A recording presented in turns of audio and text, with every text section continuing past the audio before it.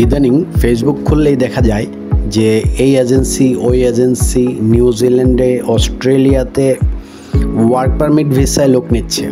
আপনারা এই প্রলোভন দেখে ভুলেও এই ফাঁদে পা দিয়েন না, কারণ নিউজিল্যান্ড এবং অস্ট্রেলিয়াতে ওয়ার্ক পারমিট ভিসায় আসাটা কঠিন এবং যেখানে আসবেন ওখানে ছাড়া আপনি কাজ করতে পারবেন না।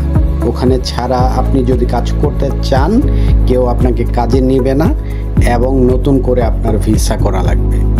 এটা কিন্তু ইউরোপের মতন না এখানকার নিয়ম কানুন।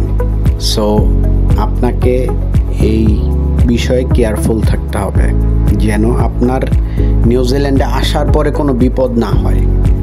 নিউজিল্যান্ডে আমি এসে দেখেছি অনেকগুলো মানুষ বিপদগ্রস্ত যারা ওয়ার্ক পারমিট ভিসায় আসছে যে কোনো রকমে নিউজিল্যান্ডে নিয়ে যান, কিন্তু এখানে এসে তারা বিপদগ্রস্ত। এখানে তারা না পারতেছে বাংলাদেশে যেতে, না পারতেছে এখানে থাকতে। So be careful.